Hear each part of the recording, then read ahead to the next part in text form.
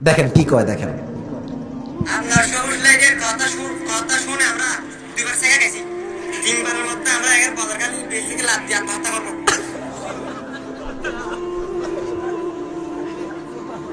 দেখছেন কত দুষ্ট। আমরা বলতেছি যে বাবা আমরা আসতেছি, আমরা আকাশে আছি, একটু পরে ল্যান্ড করব। তো আমাদের আবার একটা ওই কি লাইট একে বলে, লেজার লাইট, এটা মারলে আপনার অনেক দূরে আলোটা যায়। তো আমার পিএস বলেছে যে ভাই আমাদের সবুজ বাতি আছে, আর সবুজ বাতি দেখলে বুঝবেন যে আমরা আসতেছি।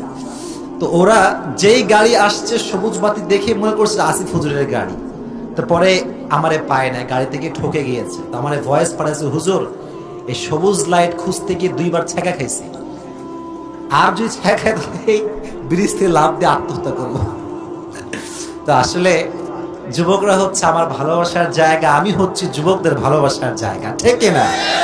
ওরা তো আমার সঙ্গেই মজা করবে। তো অনেক কমিটি আমাদেরকে অস্থির করে ফেলে, কোথায় আছি, কই আছি। আর কিছু কিছু এলাকার লোক আছে মানুষের কান ভারী করে, বলে যে হুজুর এই মাহফিলে আসবে না। এরকম লোক বাংলাদেশে আছে না নাই? খালি বলে যে আরে এই হুজুর তো ইউটিউবে অনেক ফেমাস, ফেসবুকে অনেক ফেমাস, এখানে আসবে। এটা কেন বলেন ভাই আপনারা? এটা খুবই খারাপ একটা অভ্যেস।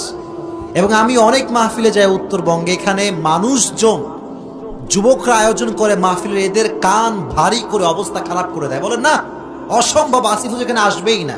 তা আমি কি হয়েছে, আহামরি কিছুই তো আমি না। আমার কথা একটা মাহফিলে লোক 1 লাখ হোক কিংবা 10 জন হোক, 1 লাখ হলেও যেমন কথা হবে, 10 জন হলেও তেমন কথা বলতে হবে, ঠিক না বল? আমাদের ট্রেন্ড চেঞ্জ করতে হবে, চিন্তাধারা চেঞ্জ করতে হবে। আর সবচেয়ে বড় বিষয়টা হচ্ছে এই কক্সবাজার, এটা এমন একটা জায়গা যেই জায়গার মাহফিলের ডেকোরেশন বাংলাদেশের টপ লেভেলের ডেকোরেশন, আলহামদুলিল্লাহ পড়া ভালো জায়গা মাহফিলের জন্য।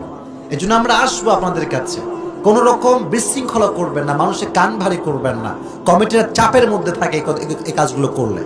এই জন্য আল্লাহ তাআলা আমাদের সবাইকে সঠিক বুঝ দান করুক, সকলেই পড়া আমিন। এবং যে যুবকগুলো এত কষ্ট করে আয়োজন করেছে, আপনারা সবাই এই আয়োজন দেখে খুশি না বেজা? ওদের জন্য সবাই মন খুলে দোয়া করবেন তো ইনশাআল্লাহ। আমি প্রথমে ওদের জন্য দোয়া করি মন খুলে, আল্লাহ তাআলা ওদেরকে নেক হায়াত দান করুক, পড়া আমিন। ওদের মাধ্যমে আল্লাহ তাআলা ইসলামের কাজকে আঞ্জাম করার তৌফিক দান করুক, সকলে পড়া আমিন। আমার মাহফিল যতগুলো আমি করি বাংলাদেশে, তার 95% মাহফিল হচ্ছে যুব সমাজের মাহফিল, আলহামদুলিল্লাহ।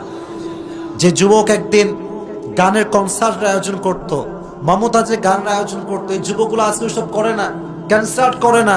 এই যুবকগুলো আজকে তাফসীরুল কোরআন মাহফিলের আয়োজন করে, ঠিক কিনা বলে? এজন্য এদেরকে সহযোগিতা করবার দরকারটা আছে না নাই?